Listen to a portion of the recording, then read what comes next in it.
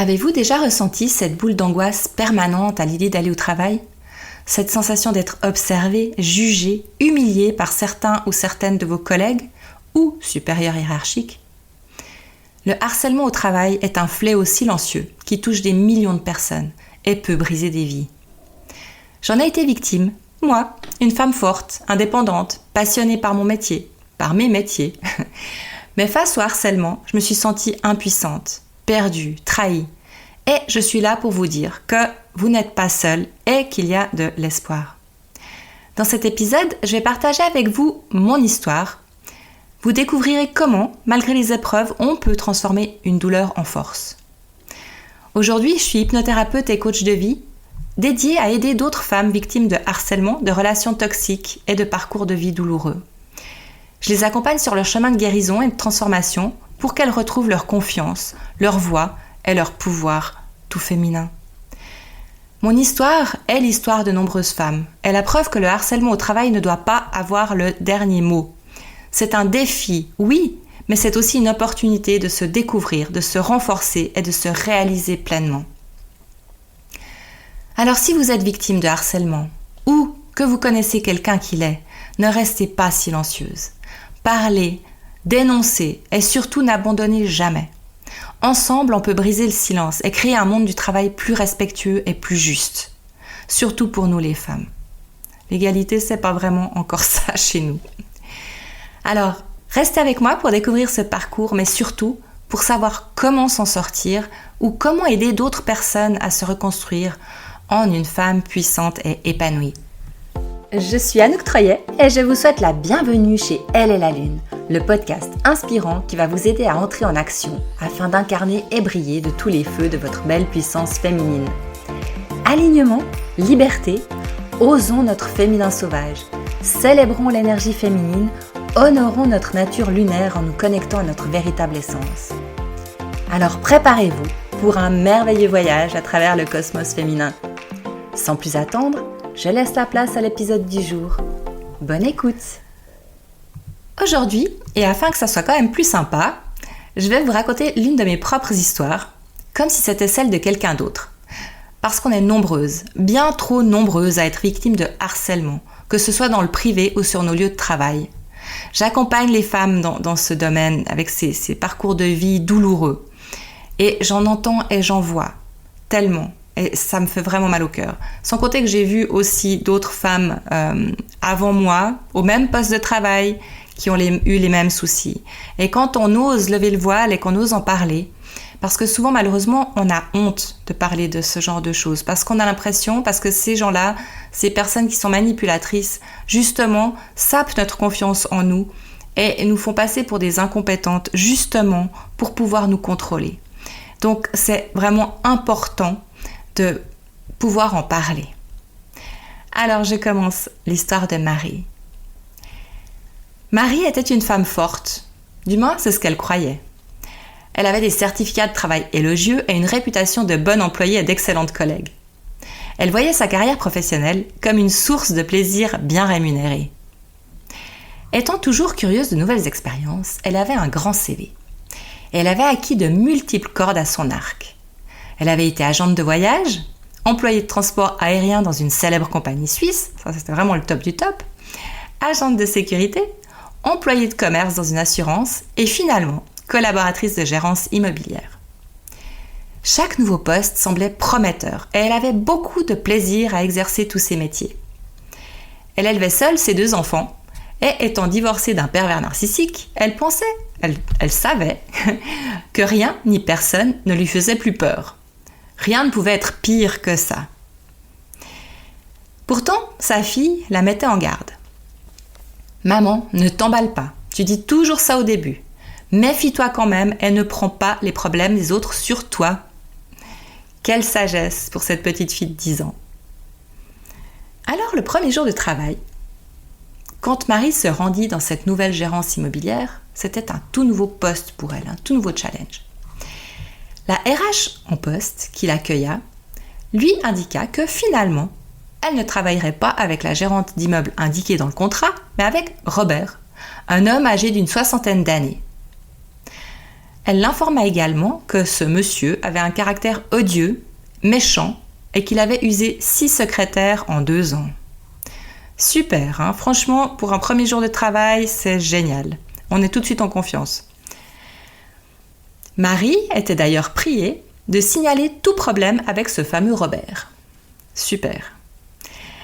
Elle fit donc connaissance de Robert, le gérant d'immeuble, et de Nathalie, l'autre collègue avec qui elle allait partager son bureau. Alors Robert se montra adorable. Il la félicitait tout le temps, plaisantait avec elle, il lui enseignait même le métier avec grand plaisir. Bref, il était charmant. D'ailleurs, les autres collègues, elles en revenaient pas. Elles disaient « mais c'est pas possible, il a changé, c'est incroyable ». Alors ça a duré quelques mois, mais au fil du temps, Robert, il devenait de plus en plus odieux avec Marie. Et puis, sa collègue Nathalie commença à se plaindre de Robert. Elle le critiquait, colportait toutes sortes d'informations sur lui, ce qui était vrai en plus. Mais à un moment donné, alors que ça faisait quand même 3 ans qu'elle travaillait avec ce fameux Robert, qu'elle travaillait avec lui dans le même bureau, cette fameuse Nathalie commença à pleurer sur l'épaule de Marie en se plaignant de la méchanceté de Robert. Alors Marie, qui a l'âme un peu d'un Saint-Bernard et qui n'en était pas à son coup d'essai pour ce qui était d'aider les collègues en détresse, tomba purement et simplement dans le piège. Elle accompagna Nathalie dans le bureau de l'un de ses directeurs pour faire front avec elle face au comportement despotique de leur gérant. Alors, le directeur prit note de ce qui se passait. Il a dit que c'était inadmissible, qu'il était au courant, qu'il ne fallait pas qu'elle se laisse faire, que de toute façon, s'il était désagréable, elle pouvait lui répondre, que lui, le directeur, il était informé et qu'il savait très bien comment ça se passait. Sauf que rien ne changea, à part l'attitude de Nathalie. Nathalie commença à s'isoler avec d'autres collègues, et alors qu'elles avaient pris l'habitude de manger ensemble tous les midis avec Marie, Nathalie commença à quitter le bureau sans rien dire, en douce, dès que midi moins 5 arrivait. Elle a commencé à se taire dès que Marie entrait dans le bureau, elle ricanait dans son dos et chuchotait avec le fameux Robert. Le piège était en train de se refermer. Mais Marie n'en avait absolument pas conscience parce qu'elle comprenait juste pas ce qui se passait. Et en fait, il s'est avéré par la suite que Nathalie avait tout manigancé. Parce qu'en même temps qu'elle critiquait Robert auprès de Marie, elle s'est empressée de dénigrer Marie auprès de Robert, qui était lui-même une personne peu recommandable, donc tout heureux de détruire la réputation d'une 7e collaboratrice. À la rigueur, il en tirait peut-être fierté, je sais pas. Ensuite, ce fut l'escalade. Robert et Nathalie ont commencé à falsifier des dossiers, à appeler le locataire pour dire que Marie avait fait des erreurs. Nathalie demandait à une autre collègue d'appeler le locataire pour que Marie ne soit pas au courant et qu'elle donne des informations erronées sur les dossiers. Et tout d'un coup, un jour, même la radio que Marie avait apportée pour qu'elle puisse écouter un peu de musique avec Nathalie, la fameuse radio s'est retrouvée avec les câbles coupés. Alors, c'était un petit peu, je dirais pas la goutte qui a fait déborder le vase pour cette pauvre Marie, mais elle comprenait vraiment plus. Et là, elle s'est dit, non, là, on commence vraiment à casser des choses qui m'appartiennent, c'est pas possible, quoi. Mais le pire était encore à venir. Un jour, Marie était en train de travailler et puis à 11h30, elle a vu un peu d'animation à l'extérieur de son bureau. Et puis, sur le coup de midi, elle est sortie pour aller manger. Et là, elle s'est retrouvée nez à nez avec tous ses collègues parce que Nathalie avait organisé un apéro d'anniversaire pour la collègue d'en face. Elle avait invité toute la gérance, sauf Marie. Ça a été un moment effroyable. En tout cas, Marie, elle se souvient très bien du silence. Vous savez, ce silence qui peut être parfois si bruyant. Quand elle est sortie du bureau et que tout le monde l'a regardée, elle s'est rendue compte qu'elle était la seule à ne pas avoir été invitée. Alors ça a été vraiment tellement douloureux que là, elle s'est dit non, là je peux plus. Elle supportait plus le matin de se lever pour aller travailler, elle était angoissée tout le temps. Donc elle a décidé que malgré sa crainte, elle devait aller en parler à son chef de service. Donc c'est ce qu'elle a fait. Elle en avait parlé aussi avec d'autres collègues qui s'étaient rendus compte bien entendu de tout ce qui se passait. Et puis donc elle a pris rendez-vous avec le chef de service. Et lui, comme il était aussi au courant de ce qui se passait un petit peu, pas par rapport à Marie, mais par rapport à ce qui s'était passé auparavant, il a convoqué Robert, Nathalie et Marie dans son bureau, ainsi que la chef de Nathalie. Ce qui s'est passé a été assez incroyable. C'est que la haine, on ne sait pas d'où elle vient, que Robert et Nathalie entretenaient envers Marie était tellement forte qu'ils ont commencé à dénigrer Marie, à lui crier dessus, à la traiter d'incompétente, à l'insulter. C'était tellement choquant que le chef de service et la chef de Nathalie, ils étaient complètement choqués par ce déversement de paroles irrespectueuses. C'était vraiment un moment terrible pour Marie. Alors soudain, le chef, qui a retrouvé sa voix, il s'est levé et il a crié à Nathalie « Taisez-vous, madame, taisez-vous. Mais vous êtes où, vous croyez où ?» Et elle continuait. Et la Nathalie, elle continuait à hurler. Alors il s'est vraiment levé. Il s'est vraiment levé. Et il a dit « Si vous n'êtes même pas capable de vous taire lorsque votre directeur vous le demande, c'est que vous avez vraiment un problème. » Puis après, il s'est tourné vers Robert et il a dit « Vous, c'est pas la première fois que vous maltraitez une collaboratrice. Je ne veux même plus vous entendre. De toute façon, vous êtes bientôt à la retraite. » Ça a été une période vraiment sombre pour Marie. Parce qu'elle en est arrivée à un tel stade que, j'ai envie de dire, c'était déjà trop tard pour elle. Simplement, ce qui la retenait, c'est qu'elle ne pouvait carrément pas sombrer parce qu'elle avait 2 enfants merveilleux qui comptaient sur elle. Rappelons-nous que le père des enfants était un pervers narcissique notoire et que les enfants n'avaient aucun moyen de se réfugier ailleurs ou de trouver du réconfort ailleurs.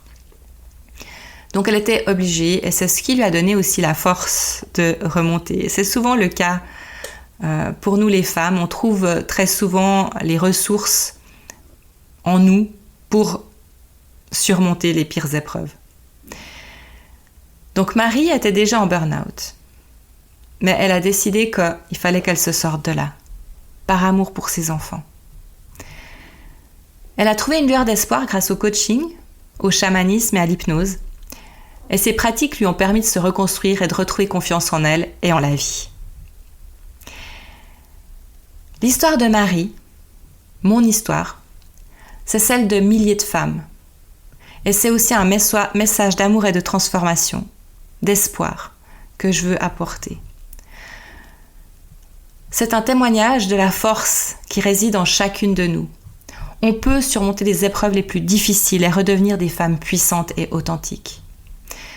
Si vous vous reconnaissez dans ce parcours, si vous avez vécu ou souffrez actuellement de harcèlement, sachez que vous n'êtes pas seul et que ça n'est pas normal.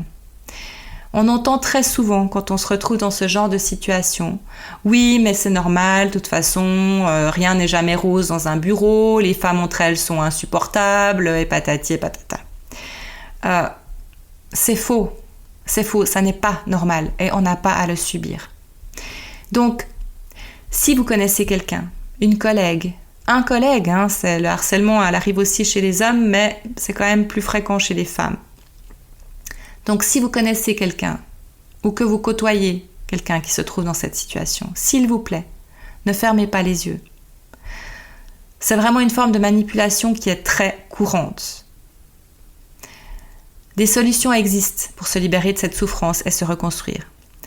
Si vous avez des doutes, ou si vous n'êtes pas sûr que vous vivez du harcèlement, je vais vous mettre un lien sous cet épisode pour télécharger la brochure éditée par la Confédération au sujet du harcèlement au travail. Elle comporte de précieux conseils, des numéros de téléphone, on peut appeler aussi pour le bureau du travail et ce genre de choses, et pour savoir quels sont nos droits et ce qu'on peut faire pour sortir de là avant de tomber malade. c'est mieux. Parce qu'une fois qu'on est en burn-out, pour celles qui l'ont déjà vécu, ça prend quand même du temps et puis ça laisse des séquelles. Après, il faut vraiment faire du travail sur soi pour pouvoir reprendre une vie tout à fait normale et puis arrêter de cogiter, justement. Ce sont souvent ces épreuves de vie qui font qu'après, on devient vraiment des victimes de notre mental et puis de nos mauvaises croyances. Donc, suite à toutes ces histoires que j'ai entendues, après aussi quand j'ai eu des périodes de chômage où on avait des séances justement pour refaire les CV, et on parlait justement lors de ces séances de ce qu'on avait un petit peu vécu pour savoir un petit peu, pour pouvoir avancer. Et je me souviens très bien d'une de ces séances, on devait être une vingtaine. Sur 20, je crois qu'il y avait 6 hommes à peu près. Et puis, c'était vraiment tout métier confondu. Et sur les 14 femmes, 13 ou 14 femmes qui restaient, 10 avaient vécu du harcèlement sur leur lieu de travail. C'était effarant, les chiffres. Effarant. Et c'est pour ça que, après avoir vécu ça, et je l'ai revécu par la suite, seulement quand ça m'est arrivé après, j'ai donné ma démission avant que ça aille trop loin, parce que je ne voulais absolument plus revivre ça. Donc, c'est inspiré par ce parcours que j'ai décidé de devenir hypnothérapeute et coach de vie pour accompagner les femmes à se libérer de leur chaîne et à renouer avec leur intuition, à construire une vie alignée avec leur aspiration de femme. Parce qu'on a tendance à oublier qu'on a des droits en tant que femme, parce qu'ils sont très souvent reniés, ils sont bafoués. C'est dans notre éducation de dire qu'on est là pour supporter, qu'on doit être gentil, qu'on doit être bonne, qu'on doit aider son prochain et qu'on doit se sacrifier pour les autres. Tout ça, c'est des bobards. C'est des croyances limitantes, des croyances épouvantables qui datent bien avant la chasse aux sorcières.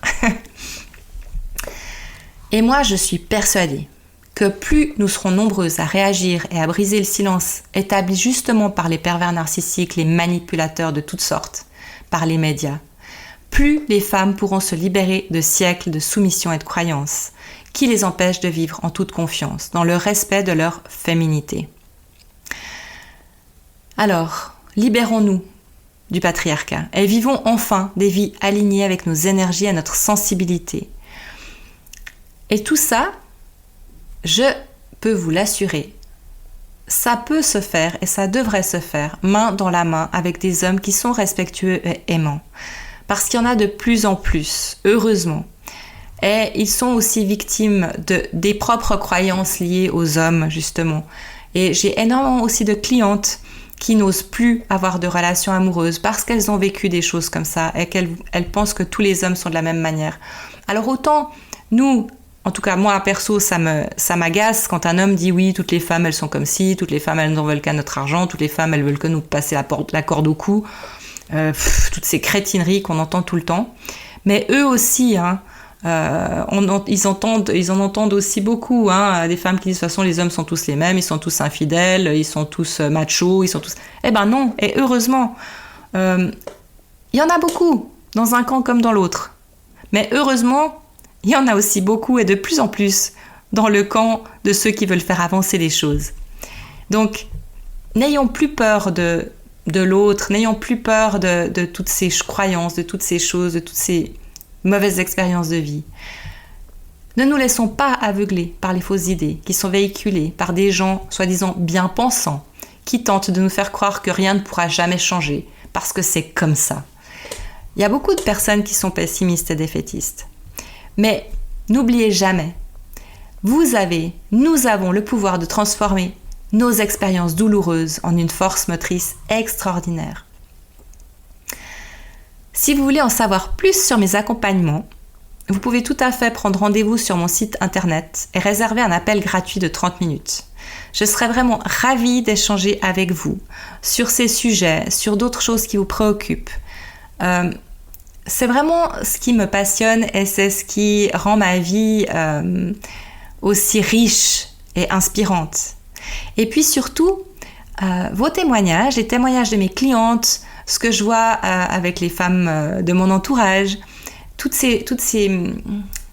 toutes ces expériences font que mon métier est de plus en plus tellement passionnant et riche, parce qu'il n'y a rien de plus beau que de voir une personne qui a été brisée, qu'elle soit homme ou femme, retrouver le sourire et retrouver confiance en elle, en ses capacités, en ses ressources. Et puis c'est vraiment une renaissance, et franchement je suis encore toute émue quand j'en parle maintenant, parce que c'est vraiment quelque chose qui me passionne dans mon métier. J'en profite pour vous parler, ça faisait un moment déjà que je vous annonçais que j'allais mettre en vente une offre de 4 séances d'hypnose sur le thème de la féminité et de retrouver confiance justement en sa féminité. Donc ce pack s'appelle les 4 clés de la puissance féminine. On y parle justement de la confiance en soi, de la peur du regard des autres, de l'abondance financière et l'abondance sous toutes sortes dont les femmes sont souvent privées justement par des croyances limitantes. Donc, elles se privent aussi souvent pour ces mêmes raisons. Et puis la 4e séance, c'est vraiment pour se reconnecter à sa féminité, à son intuition féminine, parce que vous savez, cette petite voix intérieure qui est si riche et qui est si vraie et qu'on laisse toujours de côté au profit de notre mental. Voilà. Alors si cet épisode vous a touché, abonnez-vous à mon podcast. Si vous pensez qu'il peut être utile à d'autres femmes, s'il vous plaît, partagez-le sans modération. Je suis vraiment persuadée que c'est en brisant le silence qu'on parviendra à stopper ce fléau qu'est le harcèlement. Parce que justement, les victimes sont culpabilisées et elles n'osent souvent pas parler de leur souffrance. C'est important de travailler sur nos blessures d'injustice dans ce cas-là, pour en sortir. D'ailleurs, en parlant de blessures d'injustice, pour la fin de l'histoire de Marie, Robert, il est à la retraite ou autre parce qu'il était déjà bien âgé et en plus cardiaque à la fin de sa vie, enfin de sa retraite, à la fin de l'histoire de Marie, on va dire. Et puis, par contre, Nathalie, elle, après avoir harcelé plusieurs personnes, elle est devenue chef administrative au sein de la même gérance. Donc, quand je vous parlais de se libérer de la blessure d'injustice, c'est vraiment quelque chose qui est important, parce que sinon, quand on apprend ce genre de choses, voilà, ça devient compliqué. Voilà. Alors moi, je vous remercie en tout cas d'avoir été avec moi aujourd'hui, de m'avoir écouté jusqu'au bout. Nous, on se retrouve très bientôt pour un nouvel épisode où on continuera à explorer ensemble les chemins vers une vie plus équilibrée et heureuse. Prenez soin de vous d'ici là et rappelez-vous, la première personne qui mérite votre amour et votre attention, c'est vous-même. À la semaine prochaine!